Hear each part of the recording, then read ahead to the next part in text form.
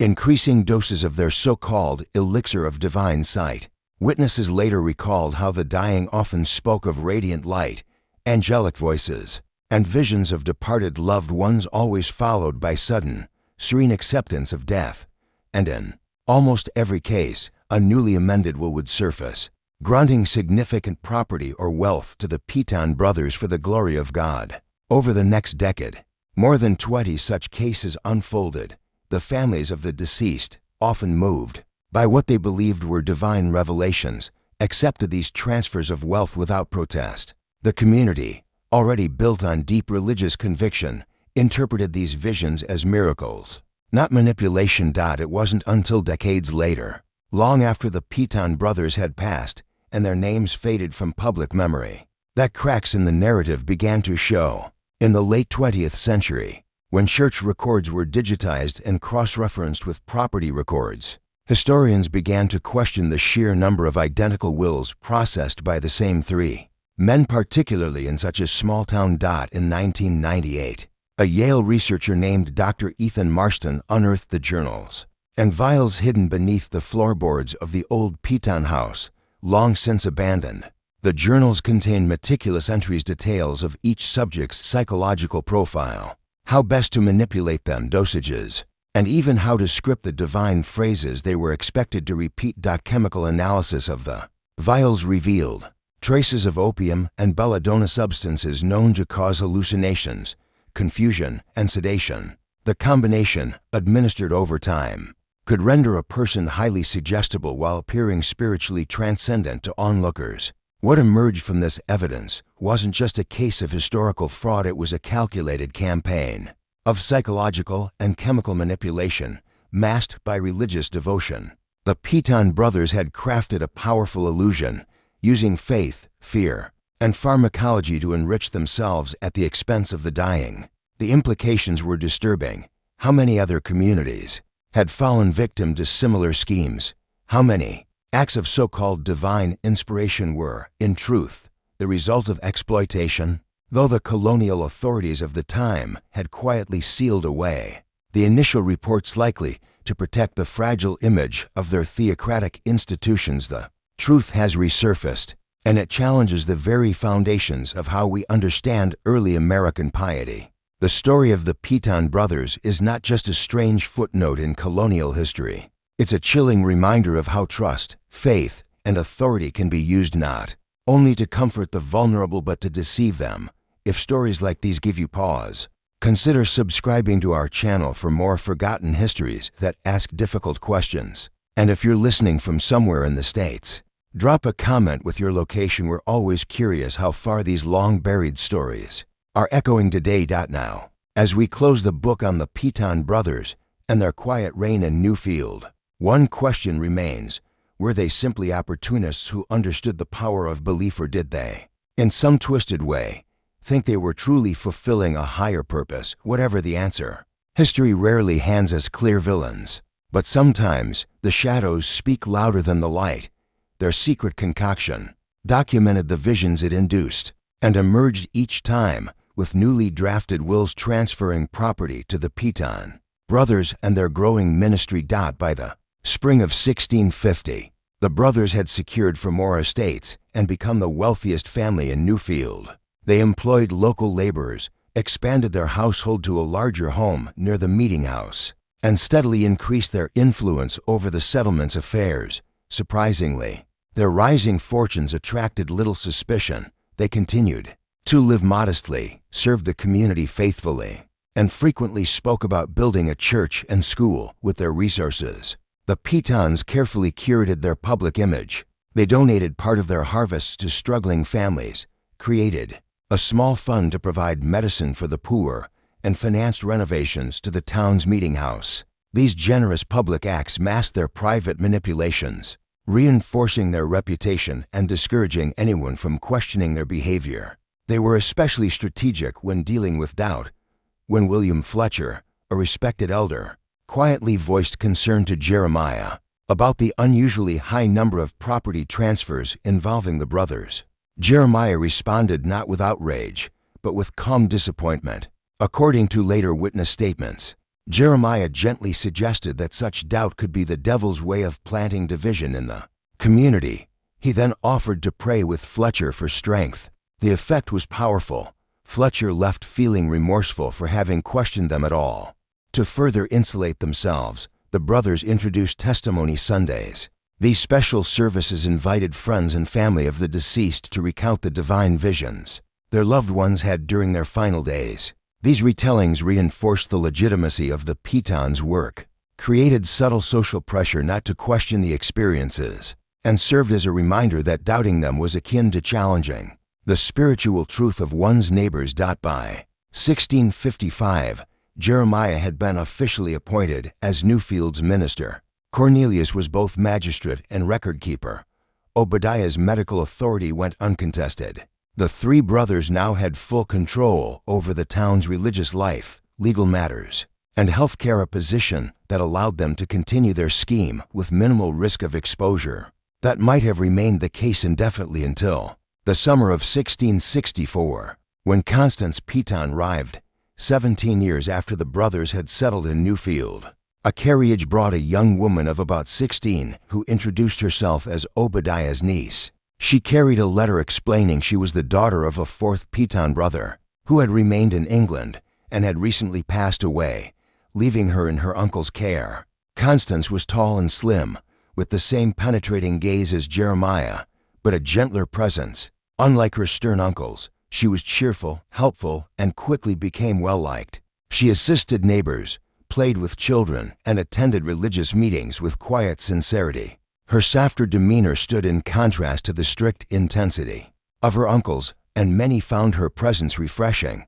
Her arrival marked a turning point. For the first time, someone from outside the brothers' inner circle was living under their roof, while they maintained their public personas. The daily closeness of colonial life made total secrecy difficult. The brothers had mixed feelings about her presence. In letters later uncovered, Obadiah expressed concern. The girl observes too much and asks questions that suggest a dangerous cleverness, he wrote. Jeremiah, always mindful of appearances, noted that her presence helped deflect suspicion about their bachelor lifestyle. Cornelius, ever practical, acknowledged the risk but also saw potential. We must secure her loyalty or ensure she cannot compromise our position. Her inheritance from her grandmother is no small opportunity. At first, Constance seemed grateful for their care. Letters to a friend back in England described her uncles as strict but fair, and the townspeople as serious but kind. But within a few months, that began to change.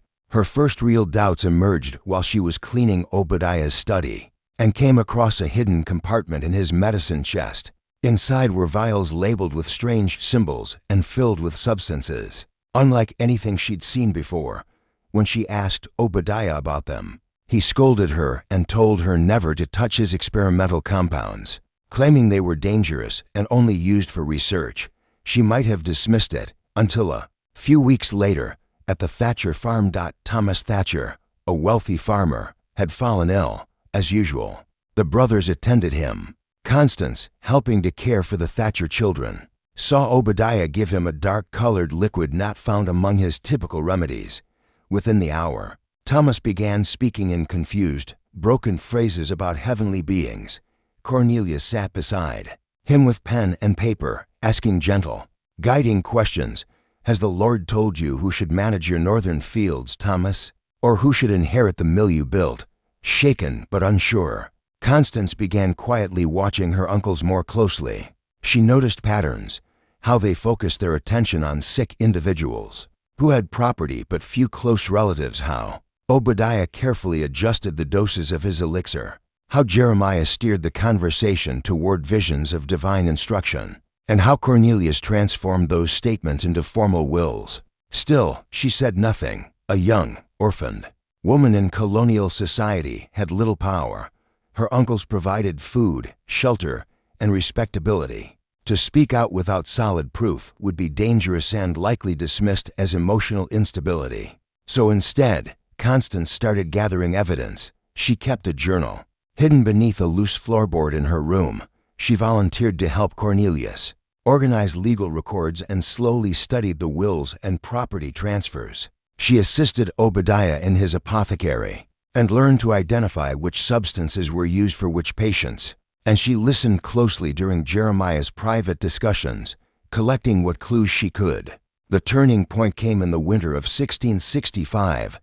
After a heavy snowstorm, the brothers left for a late-night visit to a dying elder, leaving Constance. Alone in the house, she seized the chance to search their private spaces. In the cellar, hidden behind stacked firewood, she found a false wall. Behind it, a secret chamber.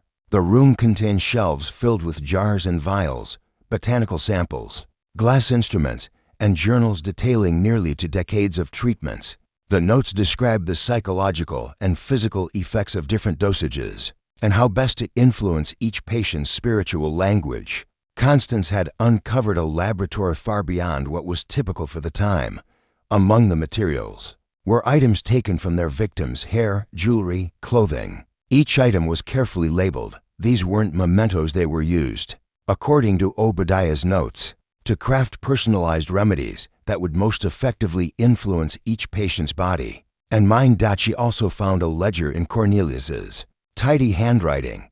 It listed the properties they had acquired, their estimated values, and total gains. On the final page, one entry stood out: CP inheritance from maternal grandmother to be secured upon 18th year. Constance realized with horror that she was the next target. The snowstorm gave her time. She copied key evidence into her journal, replaced everything exactly as she'd found it, and planned to flee to Hartford with the next merchant convoy. Her journal notes that she set her escape for April 15, 1666. She'd saved a bit of money from selling embroidery and packed a small bundle of belongings. On the evening before her planned departure, she wrote, "I fear they suspect. Uncle O prepared a tea tonight. He said it would help me sleep. I pretended to drink it, but poured it away. If I do not reach Hartford, let this journal speak the truth." The next morning, she was seen near the village square, apparently waiting for the convoy. Jeremiah approached and spoke with her at length before walking her back toward the house. Later that day, Obadiah raised the alarm, saying Constance had wandered off in a feverish state. But many who had seen her that morning said she seemed fine, clear-eyed, and calm. One woman remembered Constance asking about the merchant schedule. Another villager noted that when he asked if she was well, Jeremiah quickly answered for her, saying she suffered from womanly humors. The brothers directed the search parties themselves, sending them to distant areas, while they remained close to their property. For hours, no one else went near the house. 3 days later, her body was found in the woods. Obadiah said she had died from a spell of melancholy, just like her father. Jeremiah gave a moving sermon about life's mysteries and God's will. No one questioned it until Rebecca Wilson, who had been helping with housework, discovered the loose floorboard and the journal hidden beneath. Rebecca, unable to read, brought it to her husband Thomas. He read enough to understand the danger and sent a copy to authorities in Hartford. With a traveler he trusted, he never confronted the Pembertons. Still, 2 weeks later, after dining with them, Thomas fell ill. He died within days, reportedly speaking in terrified, rambling visions. Jeremiah called it a guilty conscience. In Hartford, Constance's journal prompted an investigation. Officials moved cautiously, aware of the Pembertons' status and the risk of igniting religious unrest. They quietly gathered testimony, tracked inheritance records, and began piecing together a disturbing pattern. Many were hesitant to speak, afraid of both spiritual consequences and legal risk. For every voice of doubt, there were several defending the brothers' character. And complicating everything was the nature of the evidence. Constance's journal, while detailed, came from a teenage girl someone society rarely took seriously. But slowly, the truth began to take shape. The pattern of inheritance, while suspicious by today's standards, could easily be explained away at the time as a natural outcome of the Pemberton brothers' spiritual guidance and the central accusation that they were drugging the dying to manipulate their wills touched on both medical and religious matters that few colonial officials felt confident enough to investigate. Determined to build an airtight case, Hartford authorities sent an undercover agent to Newfield in early 1667. disguised as a wealthy merchant suffering from a mysterious illness. Thomas Bradford took up lodging in the settlement and soon fell under the care of Dr. Obadiah Pemberton. Bradford's secret reports back to Hartford confirmed Constance's suspicions. He described how Obadiah gave him strange-tasting medicine that left him confused and disoriented, during which Jeremiah steered conversations towards spiritual topics and property, while Cornelius quietly prepared legal documents that by early 1667, colonial officials had enough evidence to move forward. A delegation was sent to Newfield with orders to arrest the brothers and search their property. But when they arrived, the settlement was in chaos. A fire had destroyed the Pemberton home the night before, supposedly killing all three brothers in their sleep. The timing raised questions, but with the main suspects presumed dead and much of the physical evidence lost in the fire, the investigation came to a halt. That could have been the end of the story, another curious entry in colonial records, if not for what happened in the spring of 1668. As the new owner of the Pemberton land began clearing the ruins to rebuild, workers uncovered a hidden cellar room that had survived the fire. Inside were hundreds of vials with traces of compounds, journals dating back to 1647 detailing the brothers' methods and victims, and even personal effects belonging to Constance's locks of hair. Nail clippings apparently used in administering the elixirs unnoticed. Most damning was a final journal entry written in Cornelius's hand, dated the day before the fire. The girl's journal has been found. Wilson has betrayed us. Hartford will send men. All must be cleansed by fire. We must begin again elsewhere. Providence has delivered us this far and will not forsake us now. The discovery sent shockwaves through the colony and triggered a widespread search. Authorities distributed descriptions of the brothers throughout New England, watching ports and roads, but no confirmed sightings ever turned up. What became of the Pemberton brothers remains one of colonial America's enduring mysteries. Some believe they escaped to the southern colonies or returned to England under new names. Others argue they really did die in the fire, whether by accident or suicide. Attempting to destroy the evidence, a few suggest they were captured and quietly executed to avoid a scandal that could undermine the church's authority. Colonial records from Virginia add an intriguing twist. In 1670, three brothers named Preston settled in Jamestown, opening an apothecary, a legal office, and a small chapel.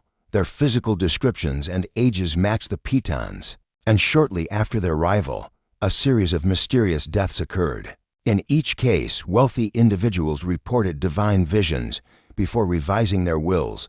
By 1673, as local authorities began investigating, the Prestons disappeared overnight. A hidden room they left behind contained equipment eerily similar to that found in Newfield. Likewise, parish records from Bristol, England, mention the arrival of three brothers named Penworth in 1675, middle-aged men returning from the colonies with significant wealth. They quickly integrated into society, one as a physician, one as a clergyman, and one as a lawyer.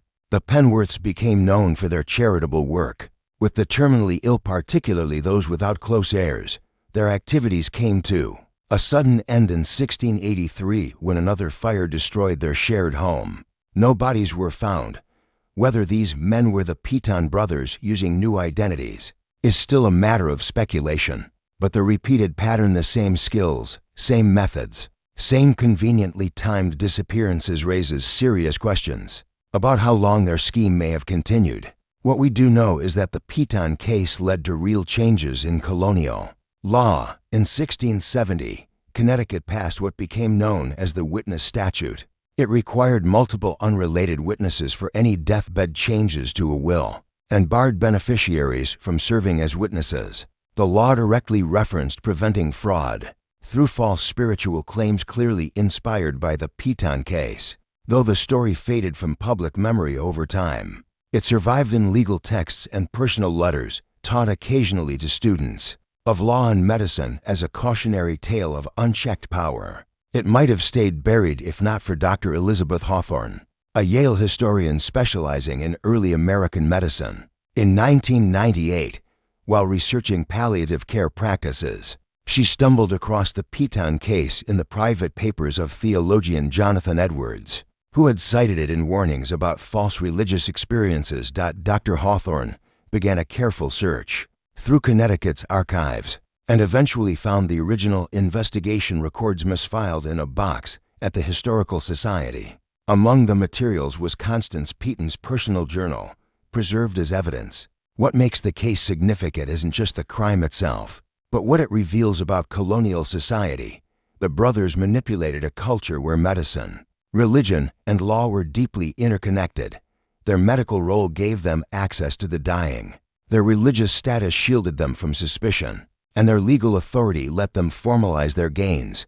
Modern experts analyzing the journals believe the so-called elixir of divine sight was a potent mix of opium, belladonna, and possibly other local plants. Doses were tailored to the patient's size and health, inducing a hallucinatory state where subjects remained able to speak but were extremely suggestible. Dr. Melissa Thornton, a medical historian at Johns Hopkins, reviewed the notes in 2002.